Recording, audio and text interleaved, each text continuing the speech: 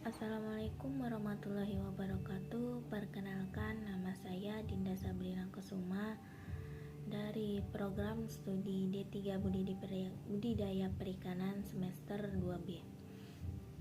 Di sini saya membuat video ini untuk memenuhi tugas mata kuliah kewarganegaraan yang mengenai isu hak asasi manusia.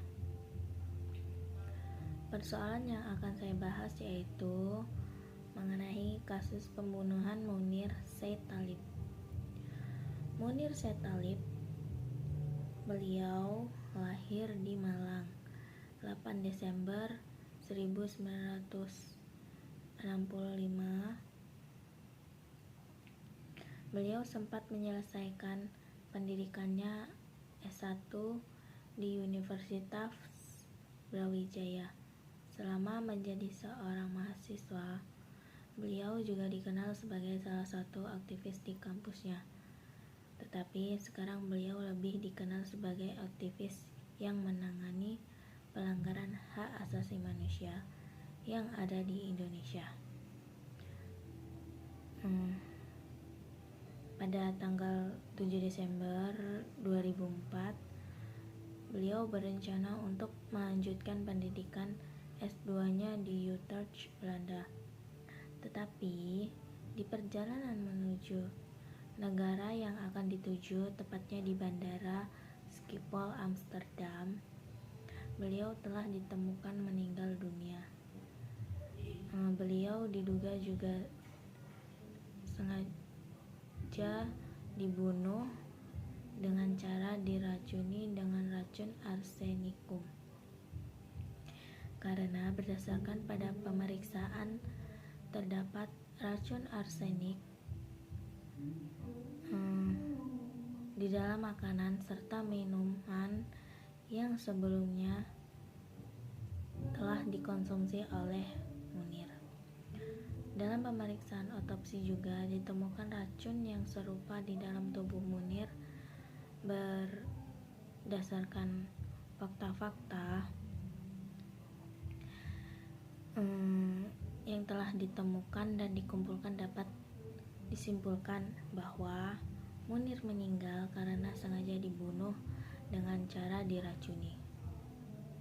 Munir adalah salah satu seorang aktivis hak asasi manusia yang cukup berpengaruh di Indonesia. Para aktivis hak asasi manusia seringkali terancam keselamatannya karena pemikiran mereka yang seringkali berseberangan dengan pemerintahan.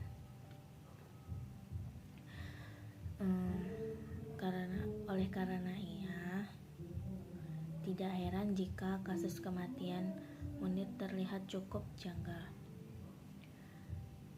Kemungkinan besar kaum penguasa juga ikut campur dalam kasus ini.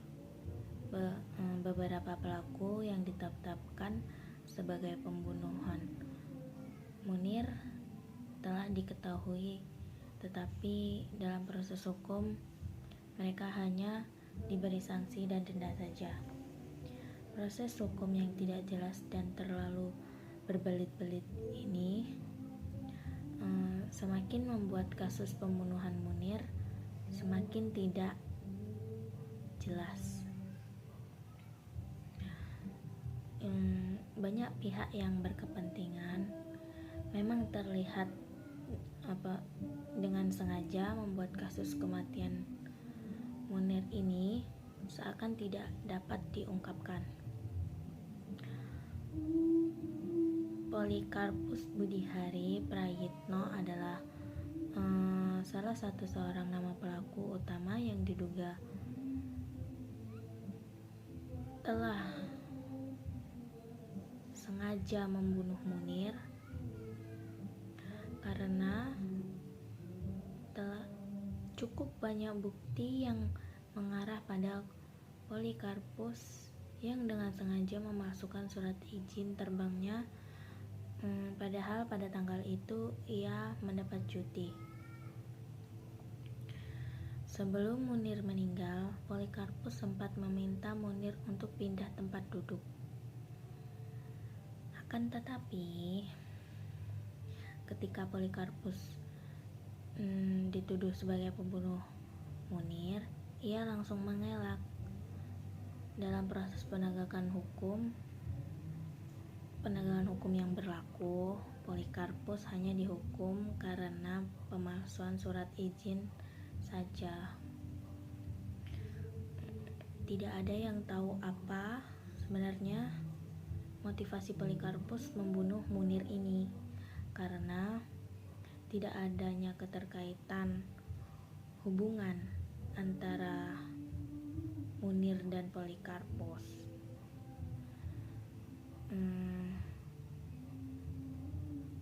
Sepertinya juga Polikarpus hanyalah orang suruhan yang hanya disuruh untuk membunuh Munir. Banyak bukti yang terungkap dari misteri kematian Munir, tetapi semua itu tidak cukup untuk menemukan kebenaran dari kasus kematian Munir yang sebenarnya. Bahkan Polikarpus yang diduga telah membunuh Munir juga hanya dihukum karena pemalsuan surat tugas, sedangkan bahwa dakwaan ialah yang membunuh Munir juga dihilangkan. Banyak kejanggalan dan keanehan dari kematian Munir,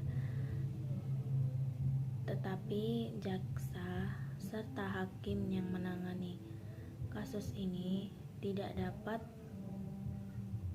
memberikan hukuman yang seharusnya pada orang yang sebenarnya adalah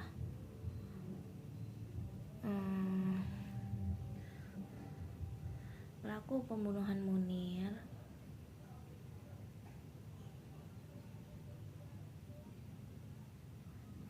Indonesia telah kehilangan satu orang yang berpengaruh dan pintar untuk menegakkan kebenaran. Orang yang cenderung akan berusaha untuk disingkirkan jika kebenarannya dirasa dapat merugikan bagi pihak penguasa. Mungkin cukup sekian materi yang saya ketahui dan saya sampaikan. Maaf jika ada salah-salah kata, dan terima kasih. Wassalamualaikum warahmatullahi wabarakatuh.